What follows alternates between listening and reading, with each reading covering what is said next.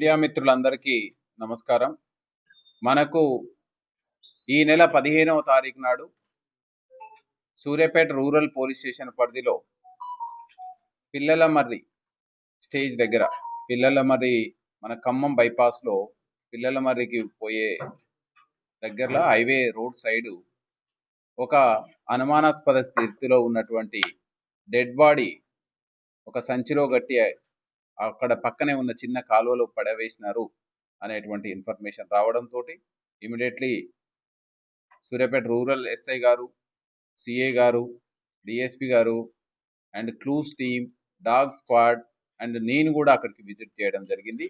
అక్కడికి పోయి చూస్తే సుమారు 45 నుంచి 50 సంవత్సరాలు ఉన్నటువంటి వయసు ఉన్నటువంటి ఒక వ్యక్తిని ఎక్కడనో చంపి తీసుకొచ్చి మన ఏరియాలో పడవేసి, నేరస్థలంలో పడవేసి ఆయన మీద ఆనవాళ్ళు దొరకకుండా యాసిడ్ తోటి డబ్బాలో తెచ్చుకున్న యాసిడ్ పోసి ఆ డబ్బాని పక్కనే వదిలేసి వెళ్ళినట్టు మనకు ప్రాథమికమైనటువంటి సమాచారం. ఆ తర్వాత ఇమ్మీడియట్లీ మన టీమ్స్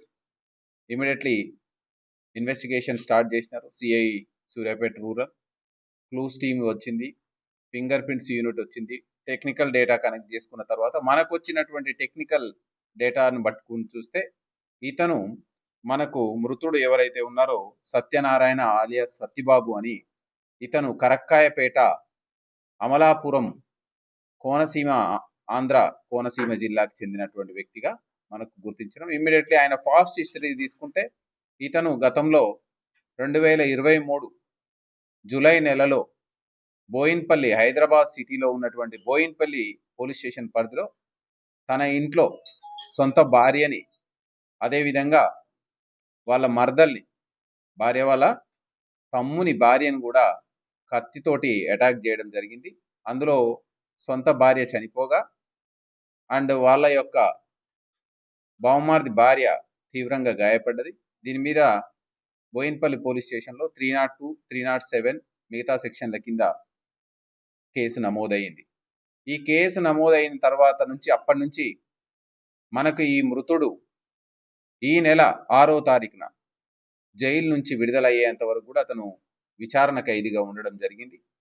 దీనికి సంబంధించి ఇతను బయటకు వచ్చేదాన్ని తేదీలతో సహా గుర్తుపెట్టుకున్నటువంటి బంధువులు, సొంత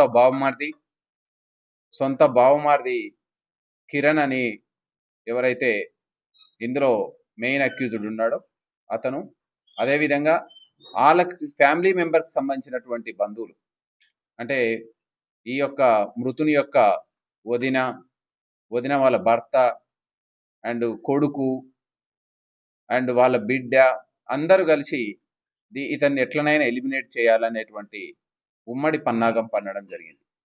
మృతుడు 6వ తారీఖు నాడు జైలు నుంచి విడుదలైన తర్వాత ఇక్కడ ఉంటే నాకు ప్రాణహాని ఉందని చెప్పి ఇతను తన స్వగ్రామం కరక్కాయపేట అమలాపురం ప్రాంతంలో కరక్కాయపేటకు వెళ్ళడం జరిగింది. అక్కడ A1 ఇంట్లో విశ్వనాథం అనేటువంటి ఒక వ్యక్తి అద్దెకుంటాడు.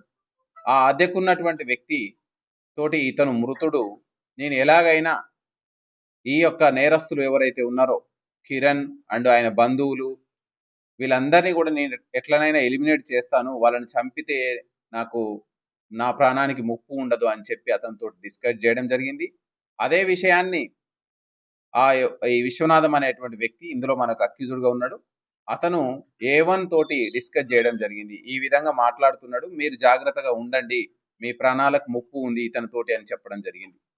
సో ఇమ్మీడియట్లీ అలర్ట్ అయినటువంటి నేరస్తులందరూ 14వ తారీఖు నాడు ఇతనికి సికింద్రాబాద్ కోర్టు విచారణకి హాజరు కావాల్సి ఉంది. ఎలాగైనా అతను ఈ కోర్టుకు వస్తాడని చెప్పి మార్నింగ్ 8:30 నుంచే అతను వీళ్ళందరూ కూడా ఉమ్మడిగా 2 కార్లలో వెయిట్ చేయడం జరుగుతుంది. సో 8:30కే మృతుడు కోర్టులోకి రావడం, కోర్టు అటెండ్ అయ్యి బయటికి రావడం తోటి ఇమ్మీడియట్లీ వీళ్ళని చూసి పారిపోతున్న క్రమంలో వీళ్ళందరూ వెంబడించి పట్టుకొని కారులో బలవంతంగా అపహరించి, సో ఆ విధంగా ORR మీదుగా రామోజీ ఫిలిం సిటీ దగ్గర నుంచి తీసుకొస్తున్న క్రమంలో కారులోనే ఇతన్ని గొంతు పైన కాలు పెట్టి నులిపి చంపివేయడం జరిగింది. చంపివేస్తూ ఈ శవాన్ని ఎక్కడైనా మనం ఖచ్చితంగా దీన్ని డిస్పోజ్ చేయాలి, మనం ఎవరికి ఆనవాళ్ళు దొరకకుండా డిస్పోజ్ చేయాలనే పన్నాగంతో సర్వేశ్వరరావు అని వీళ్ళకు బంధువు ఉంటాడు. ఈ బంధువుకి చెప్పి క్యాన్లో యాసిడ్, ఆయనకు చిన్నపాటి ఇంజనీరింగ్ కంపెనీ ఉంది, అందులో యాసిడ్ విరివిరిగా ఉపయోగిస్తుంటారు. ఆ యాసిడ్ని క్యాన్లో తీసుకొని వచ్చి ఇక్కడ మనకు పిల్లలమర్రి స్టేజ్ దగ్గరలో ఖమ్మం బైపాస్లో ఇతన్ని పక్కకు రోడ్డు పక్కన పడేసి ఇతని మీద అతని ఆనవాళ్ళు దొరకకుండా యాసిడ్ పోసి అక్కడి నుంచి నేరుగా తప్పించుకొని పోవడం జరిగింది. మనకు మనం వీళ్ళ గురించి ప్రత్యేకమైన టీమ్స్ ఏర్పాటు చేసుకొని మనం వీళ్ళని అప్రహెండ్ చేసిన తర్వాత మనం మనదైన శైలిలో విచారణ చేస్తే వాళ్ళు ఈ యొక్క మొత్తం నేరం ఏ విధంగా జరిగింది, ఎలా చేసినాం అనేటువంటి కన్ఫెస్ చేయడం జరిగింది. వీళ్ళకు మెయిన్గా ఏంటంటే ఫ్యామిలీ మెంబర్స్ వీళ్ళంతా, వీళ్ళ సొంత A1 వాళ్ళ సొంత అక్కకు మృతుడు భర్త అవుతాడు. సో ఎలాగైనా వాళ్ళ అక్కని ఎలిమినేట్ చేసిండు కాబట్టి ఇతనితోటి మాకు ఫ్యూచర్లో ప్రాణహాని ఉంది, మేమందరం ఇతన్ని ఎలిమినేట్ చేసుకుంటే ప్రశాంతంగా ఉండొచ్చని ఉమ్మడిగా వీళ్ళంతా ప్రణాళిక వేసుకొని ఇతన్ని చంపి మన దగ్గర డిస్పోజ్ చేయడం జరిగింది. ఈ సందర్భంగా ఈ కేసులో అక్యూజులు ఎవరైతే ఉన్నారో వాళ్ళు ఉపయోగించినటువంటి 2 కార్లని, అదేవిధంగా వాళ్ళకు సంబంధించినటువంటి సెల్ ఫోన్లని, అదేవిధంగా నేరానికి ఉపయోగించిన తాడుని, అదేవిధంగా యాసిడ్ క్యాన్ని మనం సీజ్ చేయడం జరిగింది. ఈరోజు వీళ్ళందరినీ కూడా మనం జ్యుడిషియల్ రిమాండ్కి పంపడం జరుగుతుంది.